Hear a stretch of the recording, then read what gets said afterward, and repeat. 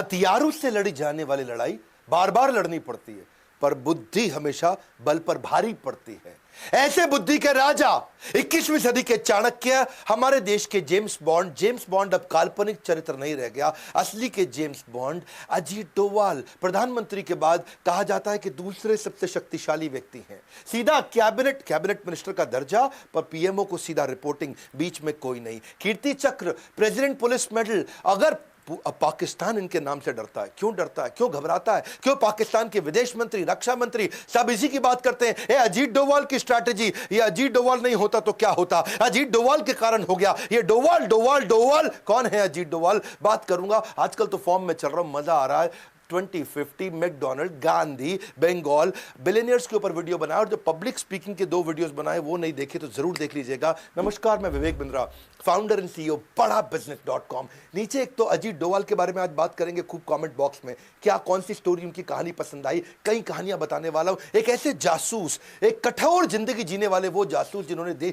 Police की जिंदगी, IPS officer की, उसकी मलाई खा सकते थे, मलाई मार सकते थे, पर वो कठोर जिंदगी जी। वैसे आने वाले समय में और कौन से वीडियो बनाऊं, टेक्सटाइल इंडस्ट्री, तेंदुलकर का जन्मदिन, फर्नीचर इंडस्ट्री, वेनेजुएला कैसे डूब गया, वेनेजुएला ये देश कैसे खत्म हुआ, बिल गेट, सुंदर पिचाई। चलो शुरुआत से शुरू करते हैं, बात अजीत डोवाल की करते हैं। जिस प्रकार कोरोना से बचने के लिए इम्यूनिटी का होना जरूरी है, उसी प्रकार इंटरनल सिक्योरिटी के लिए अजीत डोवाल बहुत जरूरी है। उत्तराखंड के रहने वाले पौड़ी गढ़वाल के 1945 में आजादी से पहले जन्म हुआ, आजादी से पहले, अभी तक पूरी तरह fresh and active. Indian army officer थे इनके पिता, और अजमेर मिलिट्री स्कूल में इन्होंने पढ़ाई करी। इंडियन पुलिस सर्विस 1968 में इन्होंने आईपीएस के रूप में ज्वाइन किया। कैडर मिला था केरला का, 37 साल की नौकरी में 7 साल पुलिस में रहे, बाकी उसके बाद आईबी, रॉ और क्या क्या किया जासूस बन के। 72 में उस समय चर्चा चल रही थी, नॉर्थ ईस्ट में चल रही थी इंसर्जेंसी, भयंकर आतंकवाद, बहुत परेशानी थी। हर राज्य वहां बोल रहा था मुझको अलग देश बना दो, मुझको अलग देश बना दो। वहां लाल डेंगा मिजोरम में बहुत शक्तिशाली हो चुके थे, लाल डेंगा की ताकत बढ़ चुकी थी, पैरेलल सरकार चला रहे थे। लाल डेंगा, समझना इस कहानी को, नाम आपने सुना होगा, लाल डेंगा का आतंक कितना हुआ करता था उस समय। नॉर्थ ईस्ट में मिजोरम इतना शोर हो गया कि दिल्ली में लोग घबराए थे, और तभी पूछा, वहां पे एक आईबी ऑफिस में मीटिंग बुलाई गई, कौन जाएगा देखने के लिए। सब चुपचाप इधर उधर देख रहे थे, और वहीं अजीत डोवाल अभी शादी करके लौटे थे, हनीमून पर जाने वाले थे, और वो बोले ठीक है मैं जाऊंगा मिजोरम, और मैं मिजोरम में समय लगाऊंगा। ये लाल डेंगा के साथ इन्होंने वहां पहले अंदर घुस गए, अंदर जाके देखा तकलीफें क्या है, इनकी समस्या क्या है, इनकी गोल प्रॉब्लम क्या है। घुस करके तब समझ आया लाल डेंगा के साथ 7 बड़े कमांडर्स थे, उसके 7 जबरदस्त कमांडर थे जो सारा गेम चला रहे थे। यानी कि लाल डेंगा की ताकत, जैसे याद है हातिम ताई में तोते के अंदर ताकत थी, लाल डेंगा की ताकत इन 7 कमांडर्स में थी। ये 7 कमांडर से नीचे नीचे जाके दोस्ती करते थे। इनकी खास बात यही कि दुश्मन के अंदर खेमे में जाके कुछ लोगों को दोस्त बनाए आते थे। अच्छा, दोस्ती इतनी कर ली कि रोज शाम को उनके एक कमांडर को घर बुलाते और बढ़िया साथ में बैठ के दारू भी पीते, खूब ड्रिंक करते, उनके साथ बढ़िया नॉनवेज उनकी वाइफ खुद बना के खिलाती, और इतनी दोस्ती कर ली और उनको समझाना शुरू कर दिया। सारी इंफॉर्मेशन ले ली कि क्या है ये माल्फ। मिजोरम आर्मी लेफ्ट फ्रंट पर कौन है अजीत डोवाल, जो हर बाल की निकाल दे खाल, वो है अजीत डोवाल। इतना अंदर चले गए कि जा करके उनसे समझाना शुरू किया, एक एक करके दोस्ती करी। बोला ऐसा है ना, मैं तुम्हारे को सारी ताकत दिलाता हूं, भारत सरकार में मेरी चलती है, तुमको स्पेशल कैटेगरी राज्य बना दूंगा। ऐसा कुछ करते हैं कि तुम्हारा यहां पे इलेक्शन करके तुम्ही को यहां मंत्री बना देते हैं, तुम्हारे ऊपर जो क्रिमिनल चार्ज है उस सारे को हटवा देते हैं, और तुम्हारे को नेबरिंग कंट्री के साथ में तुम्हारे लीगल अग्रीमेंट्स बनवा देते हैं। तुम्हारे राज्य में कोई घुसेगा तो उसको पासपोर्ट इलेक्शन कार्ड टाइप चाहिए, यानी कि वो सब सिस्टम भी बनाए रखते हैं। उन्होंने उनको इतना विश्वास दिलाया कि तुम्हें जो जो चाहिए मैं सब दिलाऊंगा, और कोई धन की कमी है तो वो भी दिलाऊंगा, स्पेशल स्टेट होने पे जो पैसा नहीं चाहिए वो भी दिलाऊंगा। और एक एक करके इन्होंने 7 में से 5 आदमी अपने साथ, क्षमा चाहता हूं 6 आदमी अपने साथ कर लिए। लाल डेंगा पड़ गया कमजोर, अब लाल डेंगा की चली नहीं, और वहां पॉलिटिकल पार्टी बनाने के लिए उन्होंने बोला लाल डेंगा अब तू आजा मेरे पास। बाद में लाल डेंगा को लेकर के आए, उसको अकेले में समझाया, और देखा कि 6 आदमी उसके अगेंस्ट हो गए, और लाल डेंगा के साथ अब नेगोशिएशन किया। ये नेगोशिएशन करने से पहले सामने वाले की वीकनेस पकड़ते थे, इसीलिए मैंने बोला चाणक्य, क्योंकि ये फ्यूचर के कई महीनों को आज भाप के अपनी स्ट्रैटेजी बनाते थे। इतना कियोस क्रिएट कर देते हैं दुश्मनों के अंदर कि दुश्मन भी इधर उधर देखने लगते हैं, डोवाल का आदमी तो नहीं है ये, कहीं डोवाल का आदमी तो नहीं है। वहीं से उसके बाद सिक्किम भेजा गया इनको, बोला मिजोरम तूने इतना कंट्रोल किया, सिक्किम में हुआ क्या था, वहां के जो राजा थे ना, उसने एक अमेरिकी लड़की से शादी कर ली, और वो CIA एजेंट थी, और वो जो अमेरिकी लड़की CIA एजेंट थी, सिक्किम के राजा ने शादी करके अब वो कंट्रोल करने लगी, वो सरकार चला रही। इधर भारत सरकार टेंशन में आ गई कि भैया सीआईए एजेंट मतलब अमेरिका आके कंट्रोल करेगा और उसका चाइना से कहीं रिश्ता ना बनवा दे और चाइना का कहीं कंट्रोल ना बढ़ जाए। अब वहां के राजा जो है सुने नहीं किसी की। अब ये सिक्किम अलग हो गया था भारत से, अभी तक भारत का पूरा हिस्सा बना नहीं। 47 में केवल अधूरे कुछ कॉन्ट्रैक्ट के साथ सिक्किम भारत से जुड़ रहा था, पर पूरी तरह भारत में मिला नहीं। तब ये वहां डोवाल गए, वहां जाके क्या देखा, उधर की local party Sikkim national Congress party, उनको पकड़ लिया इन्होंने और वहां उनसे दोस्ती करी, उनके लीडर्स को अपने साथ रिश्ता उनका जोड़ा और पूरे सिक्किम के अंदर बोला कि तुम्हारे राजा तो तुम्हारे को कुछ मदद नहीं कर रहा है, तुम्हारा राजा तुमसे टैक्स वसूलता है, तुम्हारा सपोर्ट नहीं करता। और वहां राजा के खिलाफ हवा बढ़ानी शुरू कर दी और इस पार्टी को मजबूती देनी शुरू कर दी। बाद में रेफरेंडम भी पास करा दिया, वहां सब लोगों ने भारत के फेवर में वोट भी कर दिया।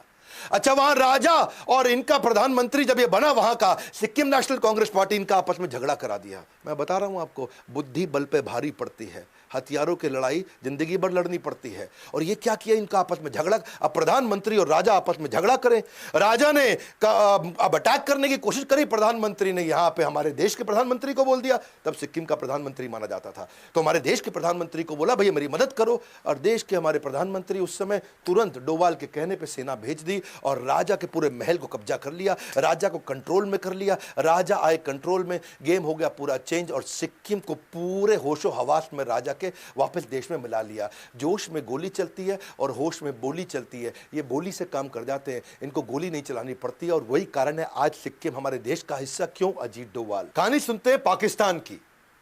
ये जो हमारे अजीत डोवाल है ना, ये बहुत बुद्धिमान जासूस थे। इसकी कहानी को जरा समझते हैं, पहले बैकग्राउंड देखते हैं। इंडिया में पोखरण का टेस्ट कर दिया इंदिरा गांधी ने, जैसे बाद में आगे हमारे प्रधानमंत्री वाजपेयी ने किया था। न्यूक्लियर का टेस्ट अपना हो गया, यहाँ पे सफल हुआ। पाकिस्तान को लगनी थी मिर्ची, उनको तकलीफ होनी थी, उन्होंने अपनी तैयारी करनी थी। तो वहां जो डॉक्टर AQ खान उनके साइंटिस्ट थे, उन्होंने चाइना और फ्रांस से मदद ली कि हम भी अपना न्यूक्लियर टेस्ट करेंगे भाई, हम भी अपने न्यूक्लियर वेपन बनाएंगे। फ्रांस को समझ आ गया ये टेक्नोलॉजी के लिए नहीं वेपन के लिए कर रहा, तो फ्रांस हो गया बाहर। चाइना मदद कर रहा था, लेकिन ये डॉक्टर AQ खान की तैयारी पूरी नहीं हुई, तो ये नॉर्थ कोरिया निकल गए। साइंटिस्ट थे ये, नॉर्थ कोरिया गए। नॉर्थ कोरिया अपने किम जोंग यूंग के पिता उस समय, वो भी अपने न्यूक्लियर के चक्कर में पड़े थे। तो दुनिया ने देखा क्या चक्कर है भाई, ये क्यों गया नॉर्थ कोरिया, ये क्यों तैयारी करके। आज सबको लगने लगा इधर जो है मैडम इंदिरा गांधी ने और रॉ और IB का गठन कर दिया और अपनी बढ़िया टीम बना दी कि मैं यहां से लोगों को भेजती हूं चाइना और पाकिस्तान, मेरे अपने स्पाई और मेरा अपना नेटवर्क होना चाहिए जो राइट खबर दे सकें। इधर से अजीत डोवाल को सिलेक्ट किया गया कि अजीत डोवाल एक काम करो, अब तुम मेरे को डायरेक्ट रिपोर्ट कर रहे हो, मैं हूं प्रधानमंत्री और तुमको जाना है, इस समय तुम IB को यहां से लीड करोगे, नेटवर्क बनाओ पाकिस्तान में। काहोटा नाम की जगह थी ये, रावलपिंडी के पास में, जहां पे इनका एक खान रिसर्च सेंटर था, जहां पे इसकी तैयारी चल रही थी। इसकी खबर तो लगी लेकिन ढूंढना मुश्किल हो रहा था। अब ये अंडर कवर एजेंट वहां पहुंच गए पाकिस्तान के अंदर, वहां ढूंढने का खूब प्रयास किया, कुछ मिले नहीं वहां पे। ये काहोटा में भिखारी बन के घूम रहे थे और अपनी पूरी तैयारी कर रहे थे। इधर इंडिया के अंदर उथल पुथल हुई, इंदिरा गांधी इलेक्शन लूज कर गई क्योंकि अपना इमरजेंसी हुआ था। और यहां कौन आ गए, मोरारजी देसाई आ गए। अच्छा, इन्होंने क्या किया, खान रिसर्च सेंटर के बाहर जो साइंटिस्ट आते थे उनको ट्रैक करना शुरू किया। ये साइंटिस्ट आ रहा है जा रहा है, आ रहा है जा रहा है, मिल नहीं पा रहे, पकड़ नहीं पा रहे, समझ नहीं आ रहा क्या करें। तो इनकी जो अपनी पढ़ाई थी, इनको पढ़ाई से समझ में आया कि अगर कोई न्यूक्लियर वेपन पे काम कर रहा है तो उसका जो रेडिएशन है ये उसके शरीर में आ सकता है, उसके शरीर के स्किन का टुकड़ा मिल जाए, बाल का टुकड़ा मिल जाए। तो उन्होंने एक ऐसा नाई ढूंढ लिया, वहां ऐसी बार्बर शॉप ढूंढी जहां पे साइंटिस्ट जाया करते थे। तो वहां जाकर के भिखारी बन के वहां बाहर बैठ गए और वहां बालों के सैंपल उन साइंटिस्ट लोगों के कलेक्ट करने शुरू कर दिए। बहुत बुद्धिमान थे, बहुत बुद्धिमान, लंबी तैयारी करके चले। अगर ये न्यूक्लियर वेपन पे काम कर रहे हैं तो बालों में रेडिएशन आ जाएगा। इन्होंने धीरे धीरे सैंपल कलेक्ट किए और किसी तरह अपने नेटवर्क के थ्रू उसको इंडिया में भेजा। और इंडिया में जब बालों को चेक किया गया तो बहुत भारी मात्रा में रेडिएशन भी मिल गया। अब समझ आ गया कि यहीं पे पाकिस्तान काम कर रहा है, यहीं तैयारी हो रही है।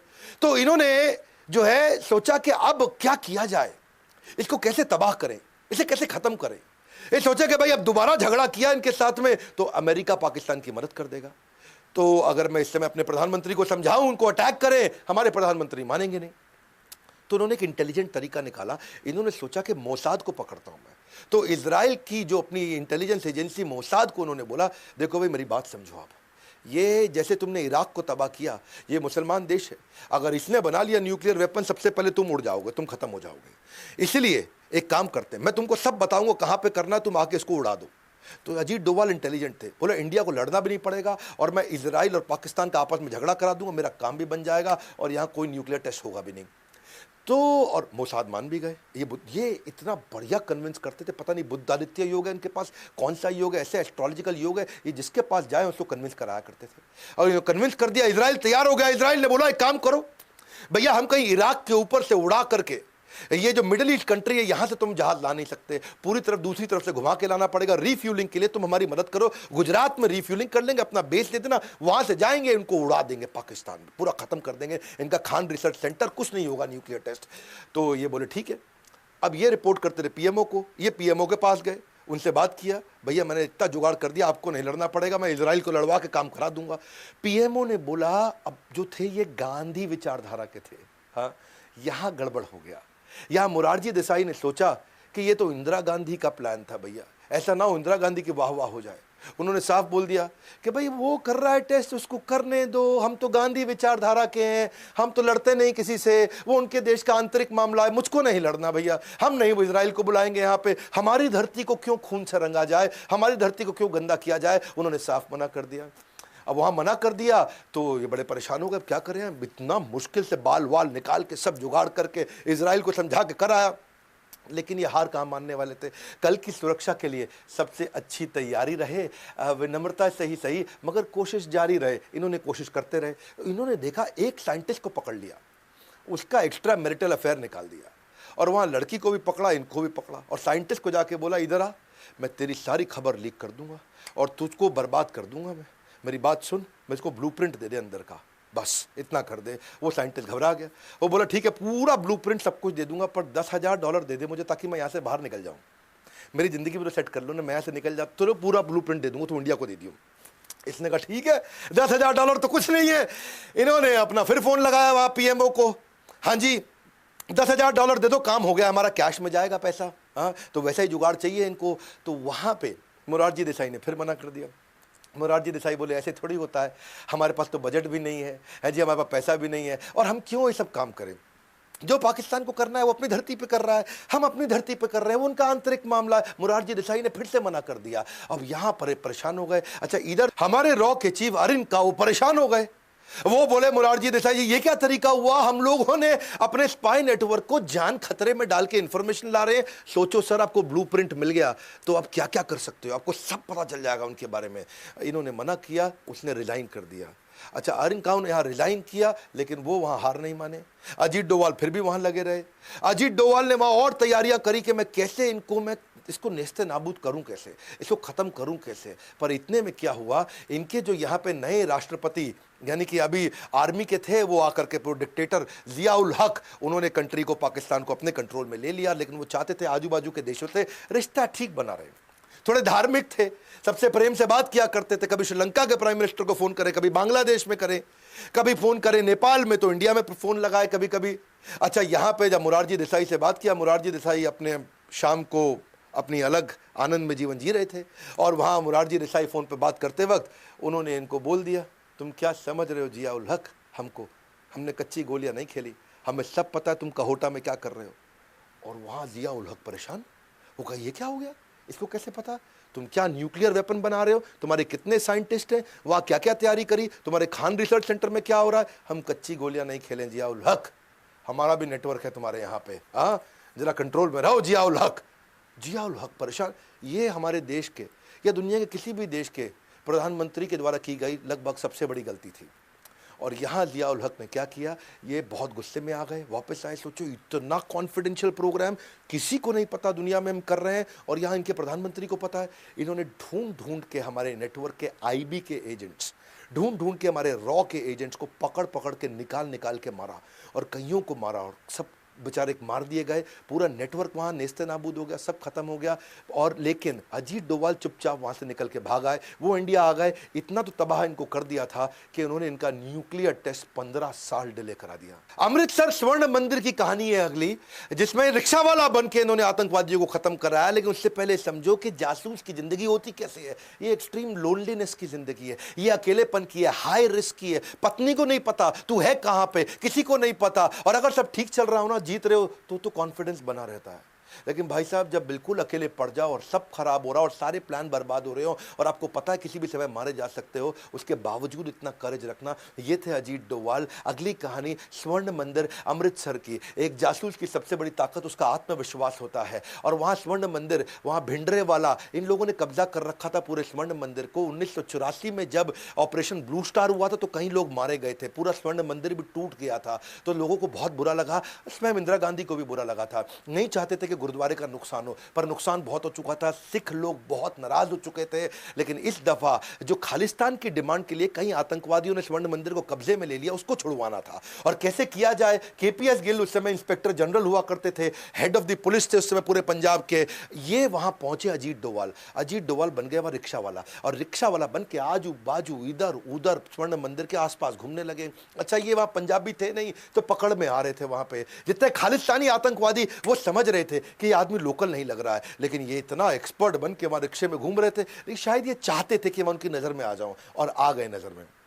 और वहां जितने आतंकवादी, उनमें 4 लोग आए और उसको पकड़ लिया। ये इधर आ, कौन है तू? ए कित्थों आया है तू? तो सानू पंजाबी लगदा नहीं है, आजा आजा आजा। उनको ले गए साथ में, पंजाबी नहीं लग रहा, तू कौन है? अच्छा, अब ये पकड़े गए वहां। अब परेशान मैं करूं तो क्या करूं? तो इन्होंने उनको समझाया कि मैं आईएसआई का एजेंट हूं और मैं तुम्हारे लिए आया हूं, मुझे पाकिस्तान से भेजा गया तुम्हारी मदद करने के लिए, खालिस्तान बनाने के लिए। वो माने नहीं। ए तू नौटंकी कर रहा है, हाँ झूठ बोल रहा है, ए मारो उसको, कौन है ये? लेकिन उनको उस समय तक इतनी उर्दू सीख चुके थे, इतनी मस्जिद में आना जाना इतना कर चुके थे, इतनी औलिया की मज़ार देख चुके थे, इतना रिश्ते में उनके साथ पाकिस्तान में घुस चुके थे कि इनके लिए आसान था। इन्होंने उनको कन्विंस कर दिया, और इतना कॉन्फिडेंस से कन्विंस किया कि वहाँ आतंकवादी कन्विंस हो गए, नहीं नहीं नहीं, ये तो आईएसआई ने भेजा है, वो पैसे आएंगे, वो आर्म्स आएंगे, एम्यूनेशन आएंगे। ये खुश हो गए। वो उनको डोभाल को अंदर ले आए। मैंने बताया ना, डोभाल की लोगों को कन्विंस करने की, साइकोलॉजी के साथ खेलने की क्षमता बहुत बड़ी। और अंदर जा करके कितने स्नाइपर कहाँ हैं, कितने गन मजबूत हैं इनके पास में, कौन सी खिड़की से अटैक करेंगे, ट्रिग्नोमेट्री से कौन सा एंगल लेंगे, कहाँ कहाँ इनकी गोली चलेगी, कहाँ चूकेगी, वो सारा अंदर ब्लूप्रिंट अपने दिमाग में छाप लिया। 3 दिन उनके साथ रहे, 3 दिन अंदर पूरा घूम करके देख देख के एक एक आदमी को, अच्छा कितना असला, कितना बारूद, कितनी देर तक लड़ पाएंगे, लगातार गोली चलाएंगे, कितना देर तक लड़ेंगे, लेके इंफॉर्मेशन बाहर आ गए। और बाहर आकर के हमारे वहां जितने भी सारे कमांडोज थे, और उस कमांडो ऑपरेशन में उनको ट्रेन किया, उनको समझाया और उनको एक एक का डायरेक्शन दिया। गए अंदर, सारे के सारे आतंकवादियों को खत्म किया। एक भी आदमी सेना का हमारा मारा नहीं गया, एक भी कैजुअलिटी नहीं हुई, कोई नहीं मरा। कंट्रोल करके पूरा ऑपरेशन जीत करके लेके आए। ये थे अजीत डोभाल, कभी बनते भिखारी, कभी बनते रिक्शा वाला। शुरुआत केरला में कंट्रोल किया, बाद में नॉर्थ ईस्ट कंट्रोल किया, पंजाब को कंट्रोल किया, पाकिस्तान से कंट्रोल लेकर के आए न्यूक्लियर वेपन को। अब बारी थी कश्मीर की। इलेक्शन वहां हो नहीं पा रहे थे, इंडिया बड़ा परेशान था, वहां मिलिटेंसी बढ़ती चली जा रही थी, तकलीफें बढ़ रही थी। कूका पारे नाम का वहां एक आतंकवादी हुआ करता था, जो पहले फोक सिंगर था, लोग उसको बड़ा फॉलो करते थे, और वो पाकिस्तान से फंडेड था। उनको आर्म्स, एम्यूनेशन, असला, बारूद, पैसा सब पाकिस्तान देता था कि इंडिया में डिसरप्शन क्रिएट कर दे। अच्छा, अब ये पहुंच गए। ये जब जाते थे किसी को पता नहीं चलता कि वहां पहुंच गए। ये पहुंच के वहां जाके कूका पारे को मिले और उसको मिल करके पर्सनली साथ में बैठाया, उससे दोस्ती किया, उसके साथ खाना पीना हुआ, उसके साथ नाश्ता चाय पानी, और रात को भी उसके साथ अलग प्रकार का रिलेशनशिप बनाया कि भाई बैठ के गप मारे आराम से। कूका पारे को कंफर्टेबल कर दिया और समझा दिया कि तुझे कुछ नहीं दे रहा है पाकिस्तान, मैं तुझे सारा सपोर्ट करूंगा। नेगोशिएशन की स्किल्स बड़ी आउटस्टैंडिंग थी इनकी। मिला लिया, कूका पारे हो गया इनके साथ में, अपने 250 लोगों के साथ में कूका पारे को सपोर्ट किया, और कूका पारे को समझाया कि जो पाकिस्तान तेरी मदद करता था, आज तू उसके अगेंस्ट खड़ा होगा। और वही कूका पारे पाकिस्तानी आतंकवादियों के अगेंस्ट इस लड़ाई में भारत के साथ हो गया। उनको मारना शुरू किया, उनको गोलियां बरसाई, बहुत नुकसान किया इन्होंने पाकिस्तान का। इस तरह से, और आगे चल के इलेक्शन भी हुए, उसी के बाद इलेक्शन हो पाए, और बाद में कूका पारे को उन्होंने वहां पे एक एमएलए की तरह खड़ा भी करा दिया, कूका पारे की पार्टी को भी मजबूत कर दिया। पाकिस्तान आतंकवाद करता है, युद्ध नहीं करता है। युद्ध करना बहुत मुश्किल है, मेरी बात समझना। युद्ध जो है ना, उसमें पूरे देश को लगना पड़ता है। आतंकवाद क्या है? 10 लोग आए अजमल कसाब मुंबई में, 10 लोग आए, बहुत नुकसान करके चले गए। आतंकवाद एक सस्ता ऑल्टरनेट है, युद्ध बहुत महंगा पड़ता है। इसलिए युद्ध लड़ना तो आसान है, वो डिफेंस की मिनिस्ट्री लड़वा देगी।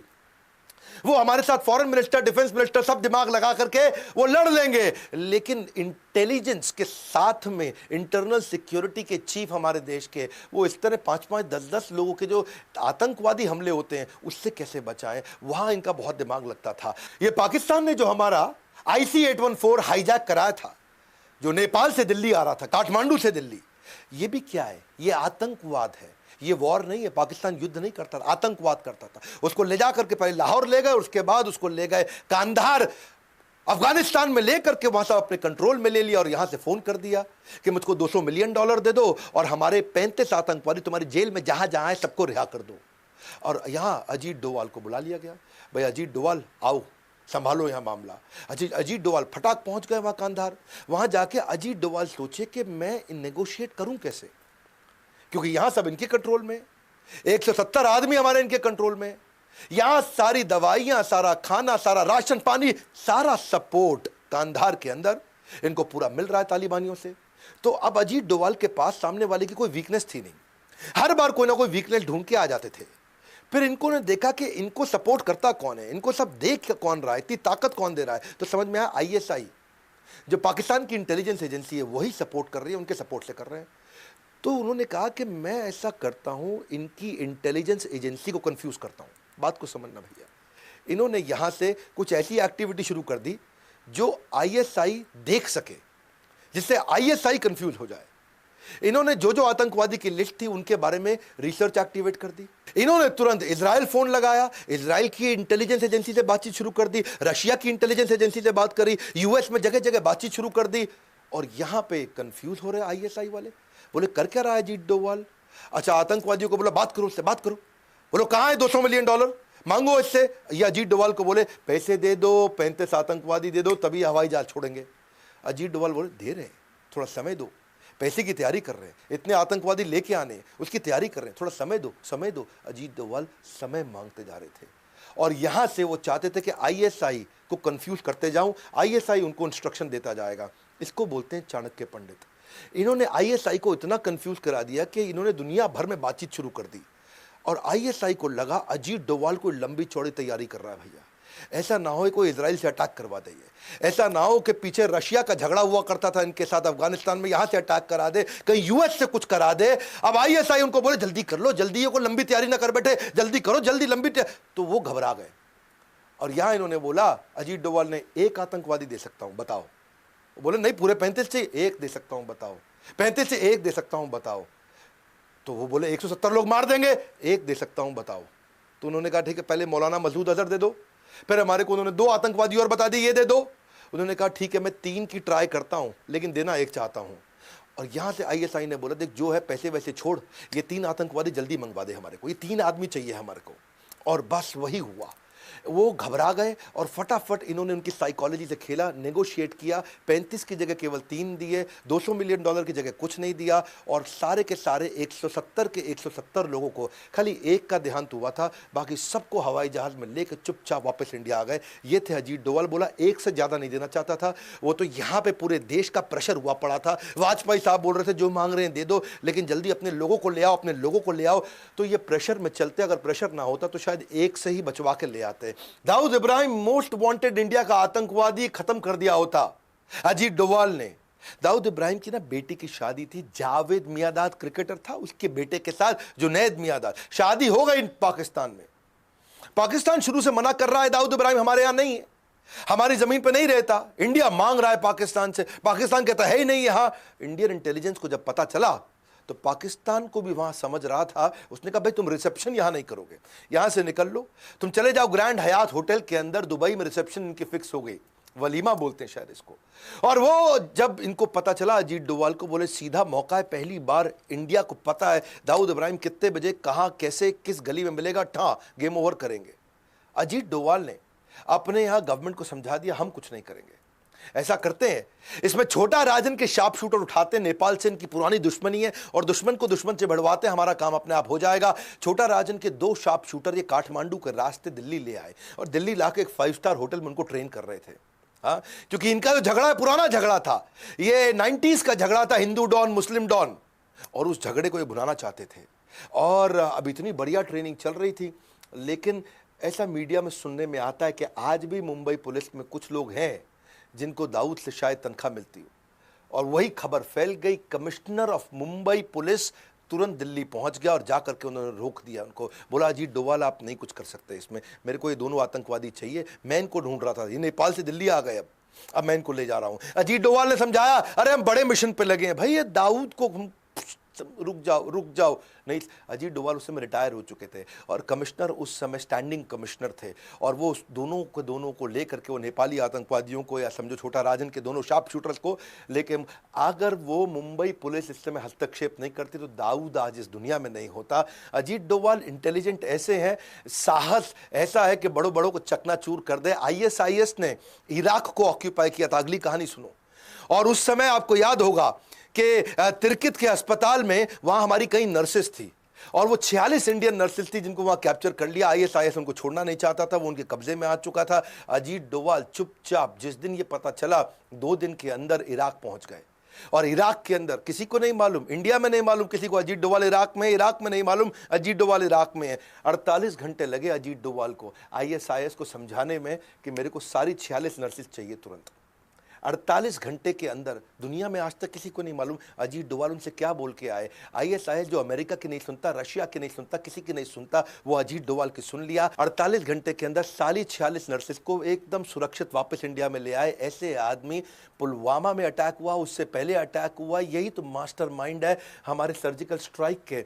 इंडिया, ये तो आपको पता ना, चीप तरीके से पाकिस्तान अटैक करता, वॉर तो करता नहीं सामने आकर के, आतंकवाद करता, आतंकवाद सस्ता पड़ता है उनको। 18 सोल्जर हमारे शहीद हुए थे, कहाँ पे, ये उरी में। और उरी में जब ऐसा हुआ पूरे देश को गुस्सा था, इन्होंने तुरंत एनएसए की टीम बुला करके और मिलिट्री की हाई लेवल मीटिंग बुला करके, फना होने की इजाज़त ली नहीं जाती है, वतन से मोहब्बत पूछ के की नहीं जाती है। उन्होंने ब्लूप्रिंट तैयार किया, पूरी तैयारी कर ली, एक एक्सीलेंट अंडरस्टैंडिंग पीएम के साथ इनकी पहले से है, पीएम से इन्होंने अप्रूवल ले लिया, आइडियोलॉजी दोनों की मिलती जुलती है, आगे बढ़े और जाकर के तुरंत 11वें दिन के अंदर वहां जाके अटैक करके आए। 11वें दिन में एलओसी में घुसे, 3 किलोमीटर अंदर गए, लॉन्च पैड खत्म किए, 2 पाकिस्तानी सोल्जर्स को भी मारा, इनके 38 टेररिस्ट भी खत्म किए, इंडिया की एक भी कैजुअलिटी नहीं थी। ऐसे ये स्ट्राइक भी किया 2019 में, अभी रिसेंटली इन्होंने पुलवामा में अटैक किया।